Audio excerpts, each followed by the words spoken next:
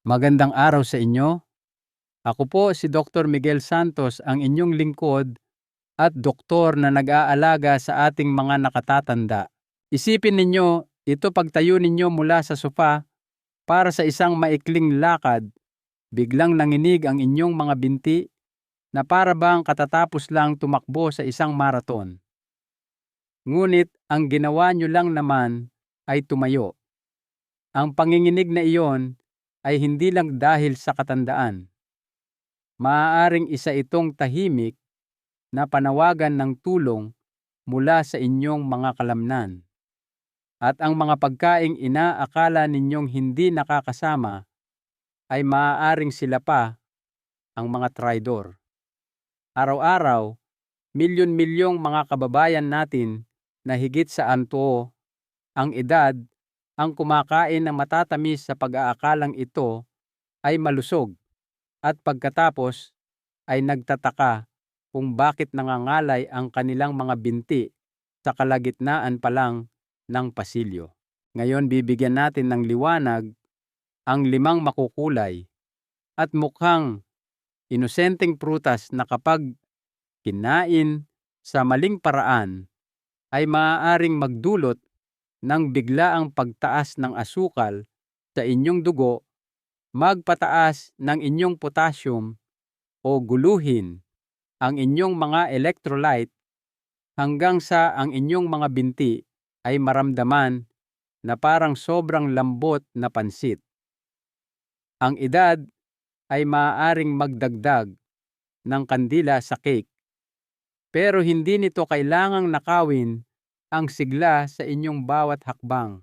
Sa mga susunod na minuto, sabay nating lalakbayin ang mga siyentipikong bitag na nagtatago sa loob ng mga pamilyar na merienda.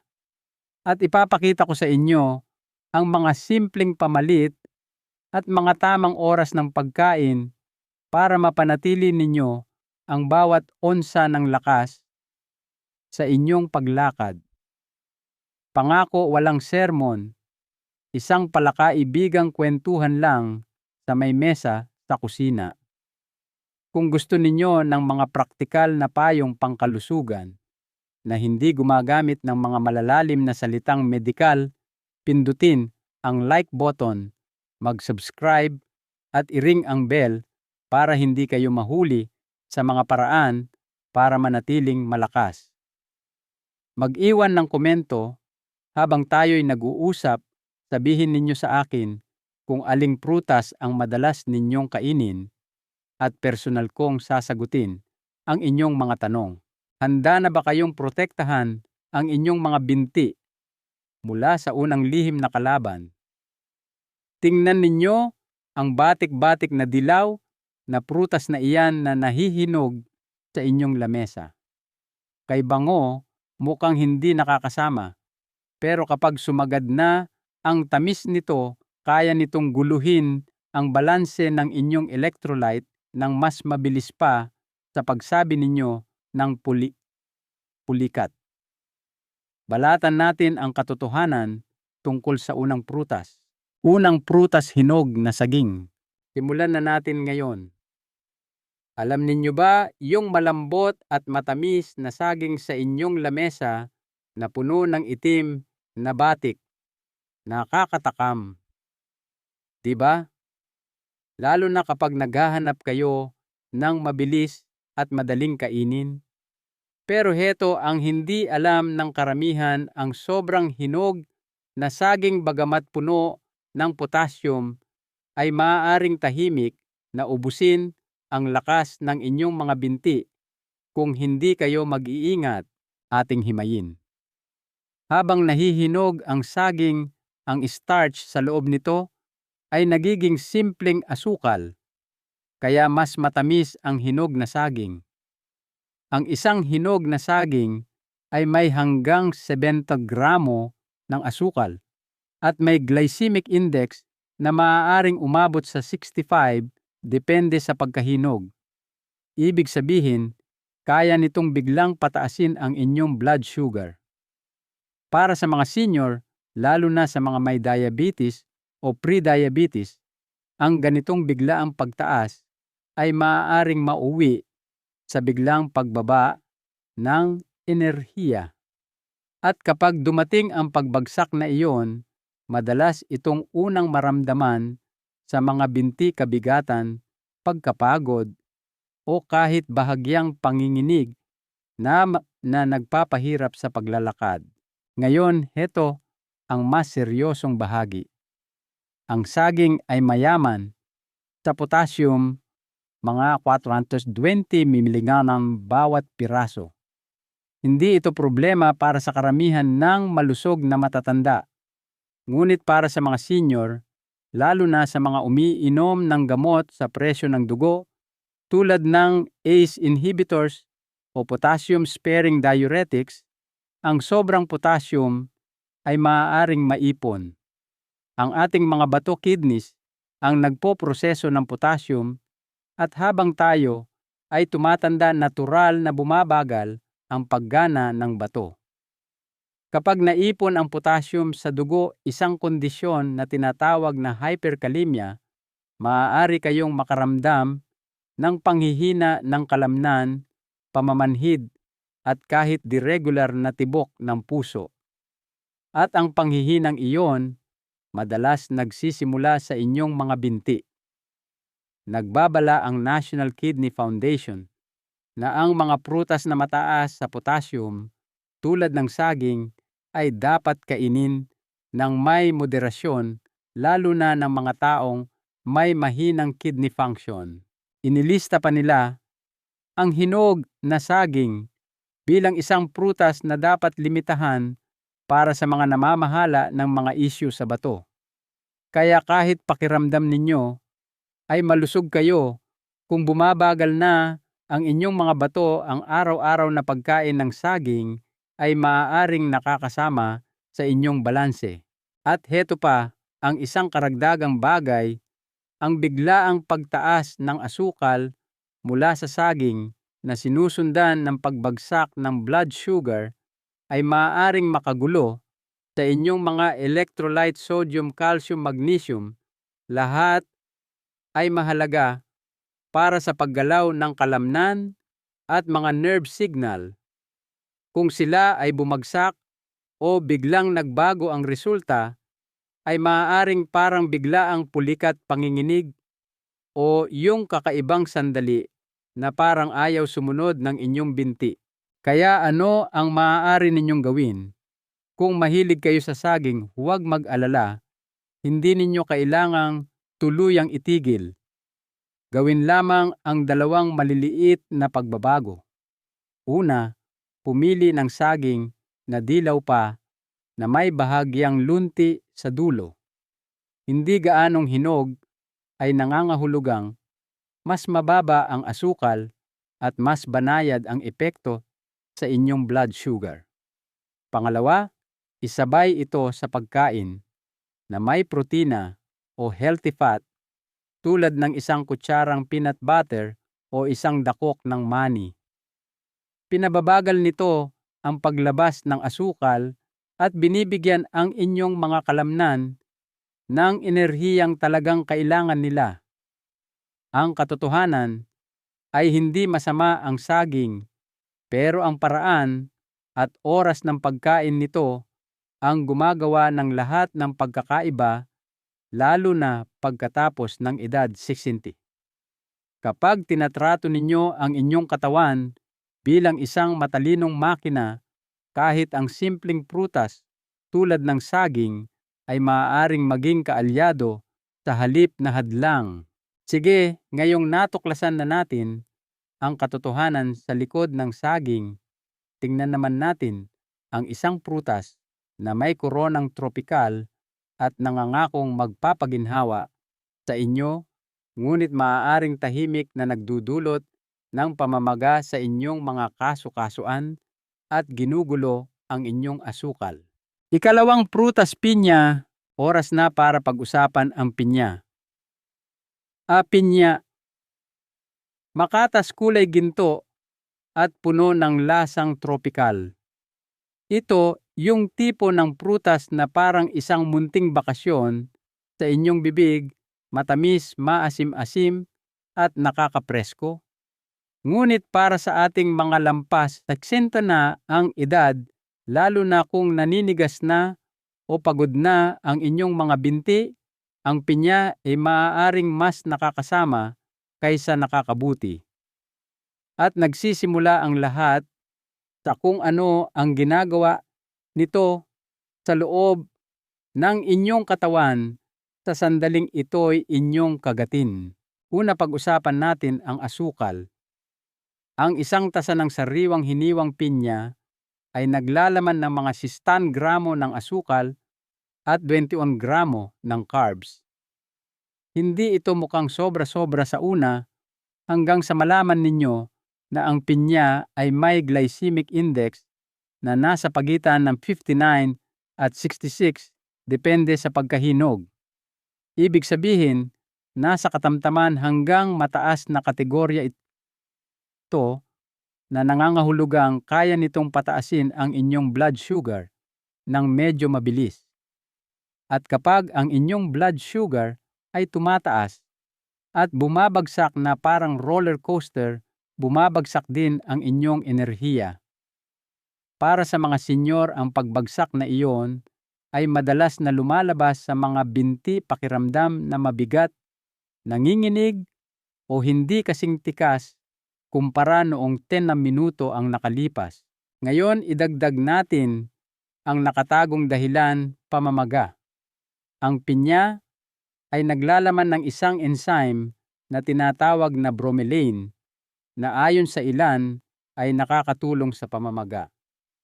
Totoo iyon sa ilang anyo at dosis, ngunit heto ang kabalintunaan para sa ilang tao, lalo na sa mga may sensitibong tiyan o malalang problema sa kasukasuan. Ang bromelain ay maaaring makairita sa bituka, mag-trigger ng bahagyang allergic reactions o lalo pang magpalala ng pamamaga, lalo na kapag kinain ng maramihan. Kung nakakain na kayo ng sobrang pinya at naramdaman ninyo ang kakaibang parang nasusunog na pakiramdam sa inyong bibig o lalamunan, iyon ay epekto ng bromelain. Isipin ninyo kung ano ang maaaring ginagawa nito sa inyong mga kasukasuan o nerbiyos, lalo na kung mayroon na kayong arthritis, pananakit ng nerbiyos o pamamaga sa inyong mga tuhod o paa. Hindi pa diyan nagtatapos. Ang acidity ng pinya ay maaari ring makasama sa inyong tiyan kung kakainin ng walang laman ang sikmura na kadalasang oras ng merienda ng mga senyor. Maaari itong makagambala sa panunaw, magdulot ng paglaki ng tiyan at guluhin ang kakayahan ng inyong katawan na sumipsip ng mga mineral tulad ng magnesium at calcium, mga mineral na mahalaga para sa paggalaw ng kalamnan at suporta sa buto. Kung walang tamang pagsipsip, hindi gumagana ng maayos ang inyong mga kalamnan at maaaring maramdaman ninyong mas mabigat ang inyong mga binti kaysa sa nararapat pagkatapos lang ng simpleng paglakad papunta sa mailbox.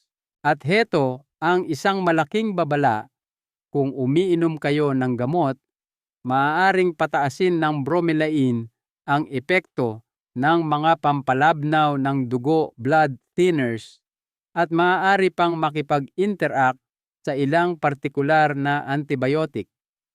Kung umiinom kayo ng warfarin o aspirin araw-araw at kumain kayo ng isang mangkok ng pinya sa pag-aakalang ito'y malusog, maaaring pinapataas ninyo ang panganib ng pagkakaroon ng pasa o panlalambot ng kalamnan, lalo na sa ibabang bahagi ng katawan kung saan mas mabagal na ang sirkulasyon dahil sa edad.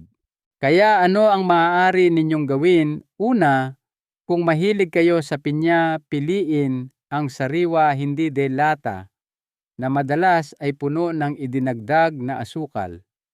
Pangalawa, panatilihing maliit ang inyong bahagi, ilang hiwalang at laging isabay sa pagkain, hindi nag-iisa. At panghuli, bigyang pansin ang mga senyales ng inyong katawan. Kung mas naninigas ang inyong mga kasukasuan o mas madalas kayong pulikatin pagkatapos kumain ng pinya, hindi iyon imahinasyon lang. Baka oras na para pumili ng mga prutas na may mas kaunting asukal at acidity tulad ng blueberries o kiwi na mas banayad sa inyong mga kalamnan at blood sugar. Ngayong alam na ninyo kung paano ang isang masayang prutas tulad ng pinya ay maaaring lihim na sumasabotahe sa lakas ng inyong mga binti, ibaling naman natin ang ating atensyon sa isa pang paboritong tropikal na prutas. Ito ay makinis, makulay, at puno ng lasa, ngunit ang karga nitong asukal ay maaaring tumama sa inyong katawan na parang isang rumaragasang tren. Oo, oras na para pag-usapan natin ang ikatlong prutas mangga. Mangga. Ang pangalan pa lang ay nagpapaalala na ng mga maningning na hapon ng tag-araw, makakatas na hiwa, at ang mayamang ginintuang kulay na parang sikat ng araw sa inyong plato. Para sa marami ito ang pinakamasarap na tropikal na pagkain. Ngunit kapag kayo ay lampas 60 na at nahihirapan sa enerhiya, pamamaga o lakas ng binti, ang mangga na iyan ay maaaring tahimik na nagpapalala ng sitwasyon. Heto kung bakit ang isang tasa ng hinog na hiwa ng mangga ay nagbibigay sa inyo ng halos 25 gramo ng asukal. Halos kapareho na iyan ng asukal sa isang maliit na chocolate bar. Nagbibigay din ito ng mahigit 99 calories at malapit sa 23 gramo ng carbohydrates. Ang biglaang pagtaas ng asukal na iyan ay maaaring magbigay sa inyo ng panandaliang sigla, ngunit hindi ito nagtatagal. Ang kasunod ay ang pamilyar na pagbagsak, bumababa ang inyong enerhiya, bumibigat ang pakiramdam sa inyong mga binti, at ang mga simpleng gawain tulad ng pagtayo o pag-akyat ng ilang baitang ay biglang parang pagtulak sa buhangin. At hindi lang ito tungkol sa enerhiya. Ang pagtaas ng asukal na iyon na sinusundan ng matinding pagbagsak ay hindi lang ginugulo ang inyong mood. Nagtitrigger ito ng pamamaga sa kaibuturan ng inyong mga kalamnan at kasukasuan. Ipinakita ng mga siyentipikong pag-aaral na ang mga diet na mataas sa fructose, ang natural na asukal na matatagpuan sa mangga, ay maaaring magpataas ng mga inflammatory marker sa katawan, lalo na ang IL-6 at TNF-alpha. Sa paglipas ng panahon, ang ganitong uri ng malalang mababang antas ng pamamaga ay maaaring magpahirap sa pag-recover ng inyong mga kalamnan at mapabilis pa ang pagkasira ng kalamnan, isang kondisyon na tinatawag na sarcopenia na isa ng alalahanin habang tayo ay tumatanda. Idagdag pa natin ang isang bagay. Ang mangga ay may mababa hanggang katamtamang fiber content, mga 2.6 gramo lamang bawat tasa, na nangangahulugang mabilis na nasisipsip ang asukal sa inyong daluyan ng dugo. Hindi tulad ng mga prutas na may mas maraming fiber tulad ng mansanas o peras, hindi pinababagal ng mangga ang paglabas ng asukal. Masamang balita iyan para sa inyong mga daluyan ng dugo, dahil kapag masyadong mabilis tumaas ang blood sugar, nagdudulot ito ng stress sa inyong mga ugat at maaaring maapektuhan ang sirkulasyon sa inyong mga binti at paa. Sa paglipas ng panahon, sinisira nito ang maliliit na daluyan at nerbiyos na tumutulong sa inyong gumalaw ng madali. Kung nakaramdam na kayo ng kakaibang pangingilig sa inyong mga binti o napansin ninyong mas madalas mamamanhid ang inyong mga binti, maaaring bahagi ng problema ang mahinang sirkulasyon mula sa paulit-ulit na pagtaas ng asukal. At huwag nating kalimutan ang mga allergy. Maaaring magulat kayo, ngunit ang mangga ay kabilang sa parehong pamilya ng halaman ng poison ivy. Ang urushiol compound na matatagpuan sa balat ng mangga ay maaaring magdulot ng pangangati pamamaga o kahit mga pantal sa mga sensitibong individual. Kung ang inyong katawan ay nagre-react na may immune response sa tuwing kumakain kayo ng mangga, lalo na kung nangingilig ang inyong bibig o namamaga ang inyong mga labi, dinadagdagan nito ang pasan ng pamamaga na dinadala na ninyo.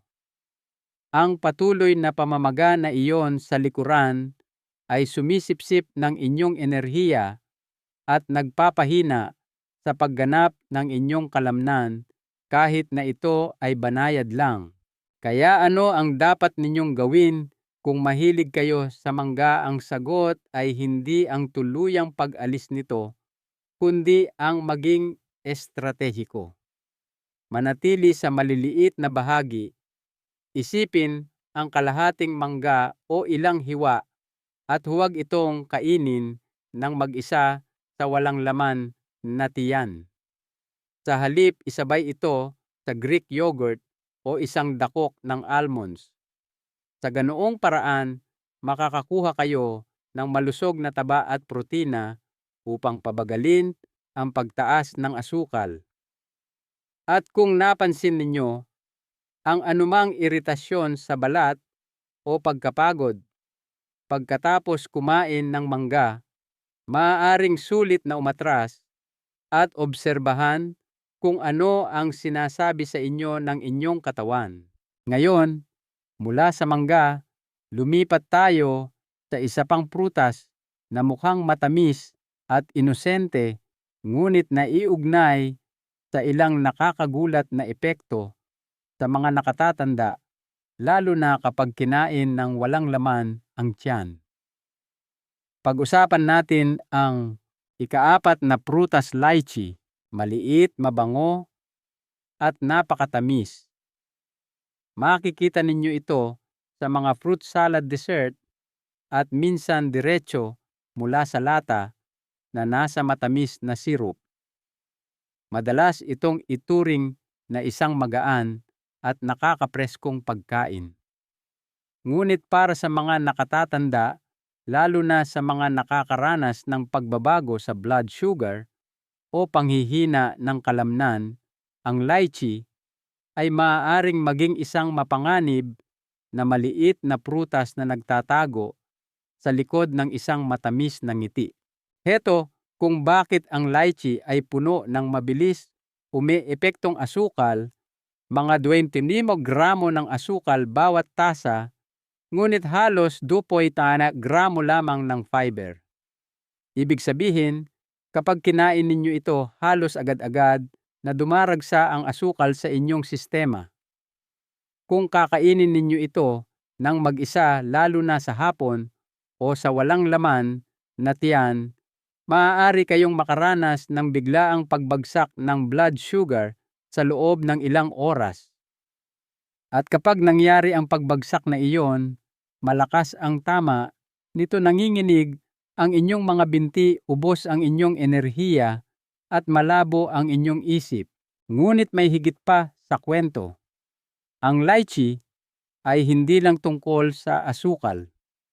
Naglalaman ito ng isang natural na lason na tinatawag na MCPPP, methylene cyclopropyl glycine, isang compound na humaharang sa kakayahan ng katawan na gumawa ng glucose kapag kinakailangan, lalo na kapag mababa na ang inyong blood sugar.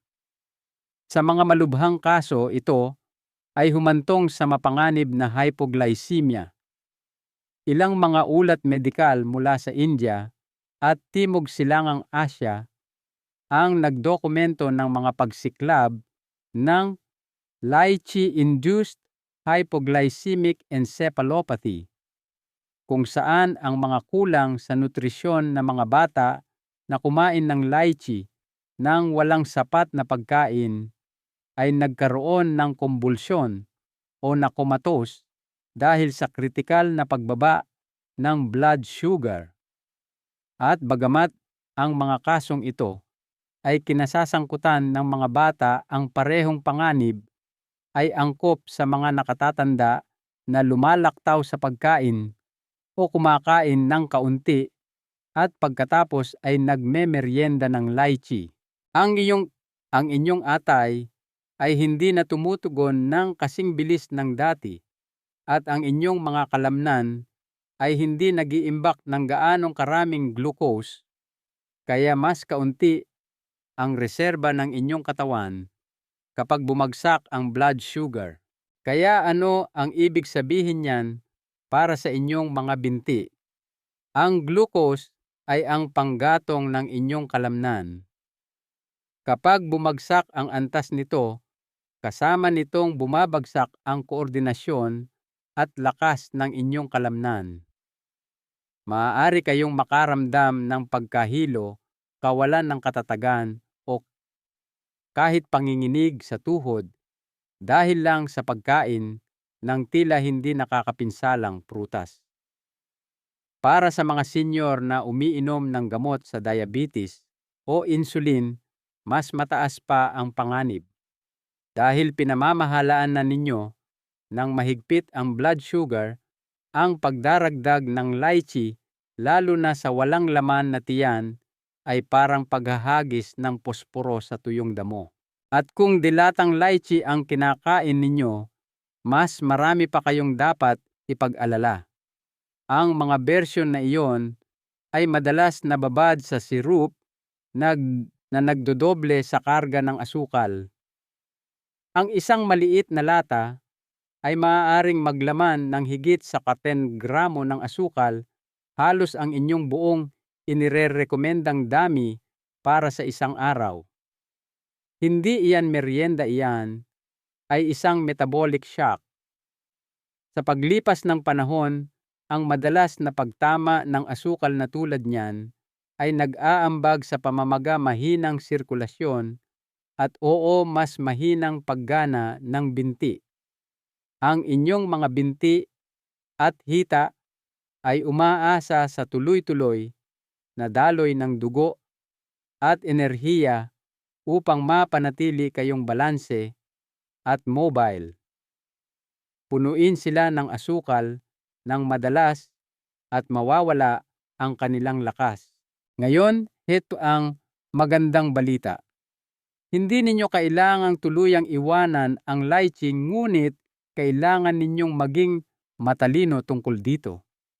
Kung talagang gusto ninyo ito, kumain lamang ng ilang piraso bilang panghimagas, hindi bilang nag-iisang merienda. At laging isabay ito sa isang tamang pagkain, isang bagay na may protina at complex carbs para mayroong safety net ang inyong katawan. Kung nakaramdam na kayo ng pagkahilo o biglang panghihina sa mga binti pagkatapos kumain ng prutas, lalo na ng mga tropical tulad ng lychee, iyon ang paraan ng inyong katawan para humingi ng tulong. Lumipat tayo ngayon sa isang prutas na tila napakaliit at inosente na marahil ay hindi ninyo kailanman paghihinalaan. Ngunit sa likod ng kulubot nitong balat ay nagtatago ng mas maraming asukal at potassium kaysa sa maaaring handa para sa inyong katawan. Ikalimang prutas pasas. Sila ay maliliit, makunat at tinawag na candy ng kalikasan sa isang magandang dahilan.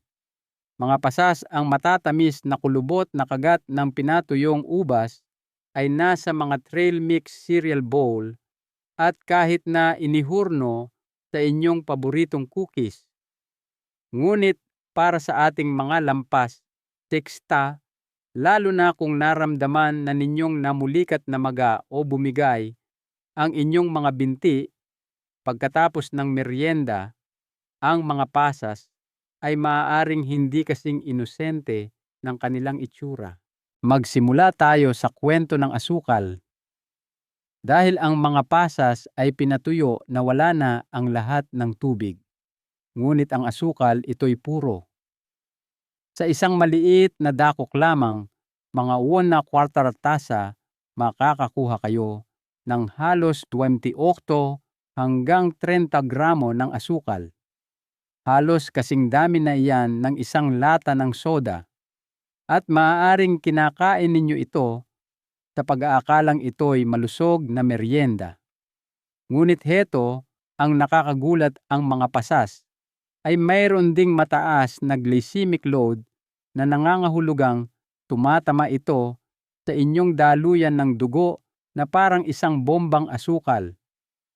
Ang biglaang pagtaas na iyon ay maaaring maging sanhi ng mabilis na pagtaas ng inyong blood sugar at kasing bilis din itong bumagsak. At kapag bumagsak na ito, sinisip-sip nito ang enerhiya mula sa inyong mga kalamnan, lalo na sa inyong mga binti dahil sila ang nagdadala sa inyong buong katawan. Doon ninyo mararamdaman ang panginginig pagkatapos ng merienda, ang mabagal at mabigat na paglakad, o ang kakaibang panghihina sa inyong mga hita. Ngunit may isa pang twist na hindi naririnig ng karamihan: sobrang potassium. Maraming tao ang nakakaalam na ang saging ay may potassium. Ngunit alam ba ninyo na ang mga pasas ay may halos 3 beses na mas marami bawat tasa? Tama po iyan, ang isang tasa ng pasas na walang buto ay naglalaman ng hanggang 1,200 ml ng potassium. At kung ang inyong mga bato ay hindi na gumagana ng kasing episyente ng dati na karaniwan, habang tayo ay tumatanda, ang potassium na iyon ay maaaring magsimulang maipon sa inyong dugo. Ang National Kidney Foundation ay aktwal na inilista ang mga pasas bilang isang pagkaing mataas sa potassium na dapat iwasan o mahigpit na limitahan ng mga taong may malalang sakit sa bato o ng mga umiinom ng gamot sa presyon ng dugo. Kaya kung umiinom kayo ng ACE inhibitor spironolactone o may anumang alalahanin sa bato, ang isang mangkok ng malusog na pasas ay maaaring mas nakakasama kaysa nakakabuti. Huwag din nating kalimutan ang mga calorie. Ang mga pasas ay siksik. Isang tasa lamang ay naglalaman na ng higit sa 400 hanggang 500 calories, madalas nang hindi kayo nabubusog. Problema iyan sa 2 dahilan. Una, kung binabantayan ninyo ang inyong timbang upang pagaanin ang pasan sa inyong mga tuhod at balakang, ang mga merienda na mataas sa calorie tulad ng pasas ay maaaring pumasok ng palihim at kumontra sa inyo. At pangalawa, ang dagdag na timbang ay nangangahulugan ng dagdag na bigat sa inyong mga binti na maaaring magpalala ng pagkapagod at magbawas ng katatagan. Kaya ano ang dapat ninyong gawin kung mahilig kayo sa pasas? Hindi ninyo kailangang tuluyang alisin ang mga ito, ngunit kailangan ninyong ituring sila bilang isang palamuti, hindi isang merienda. Budburan ng ilan ang inyong pang-umagang oats o ihalo sa isang salad na mayaman sa fiber na may mga berdeng dahon at protina. Ngunit iwasan ang pagkain nito ng sandakok o diretso mula sa kahon, lalo na sa walang laman na tiyan. Gayon din manatiling hydrated. Ang mga pasas ay likas na dehydrated at ang pagkain ng marami nito nang walang sapat na likido ay maaaring mag-iwan sa inyong mga kalamnan na uhaw sa electrolytes.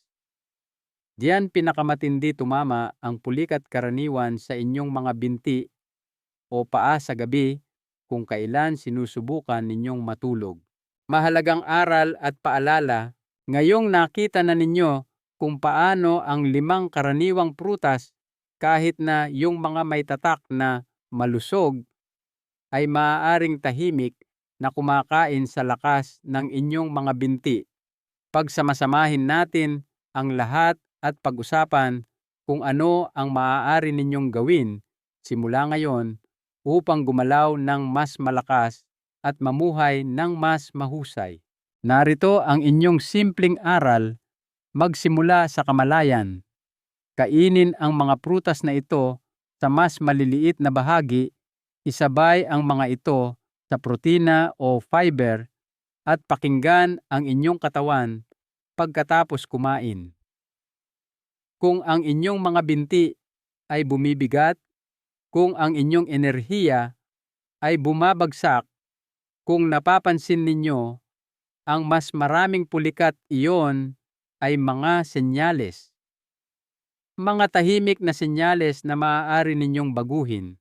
At ang pinakamagandang bahagi, ang pagbabago ay hindi kailangang maging malaki o mahirap. Hindi ninyo kailangang baguhin ang inyong buong mundo sa isang araw. Kailangan ninyo lamang gumawa ng ilang maliliit na pagpili ng tuloy-tuloy. Marahil ito ay ang pagpili ng kalahating saging sa halip na isang buo. Marahil ito ay ang pagpapalit ng pasas sa sariwang blueberries. O marahil ito ay ang pag-alam lamang kung ano ang mas gumagana para sa inyo ngayon kaysa kahapon. Iyon pa lang ay makapangyarihan na. Ang inyong paglalakbay tungo sa isang mas mabuting buhay ay hindi kailangang maging mahirap. Kailangan lang itong maging sa inyo. Manatiling matatag, manatiling malakas. Kung ang video na ito ay nagbigay sa inyo ng kalinawan o nakatulong sa inyong makita ang isang bagay na hindi ninyo napapansin noon, mag-iwan po kayo ng komento sa ibaba. Sabihin ninyo sa akin kung alin sa mga prutas na ito ang pinakagumulat sa inyo. Binabasa ko po ang bawat mensahe at gustong-gusto kong marinig ang inyong kwento. At kung gusto ninyo ng mas marami pang praktikal at batay sa agham na mga payong pangkalusugan upang manatiling malakas, matalas ang isip at malaya pagkatapos ng edad 60, huwag kalimutang i-like ang video na ito, mag-subscribe sa ating channel, at ibahagi ito sa inyong mga kaibigan at pamilya na maaaring makinabang din. Hanggang sa muli, ako po si Dr. Miguel Santos, nagpapaalala na ang kalusugan ay kayamanan.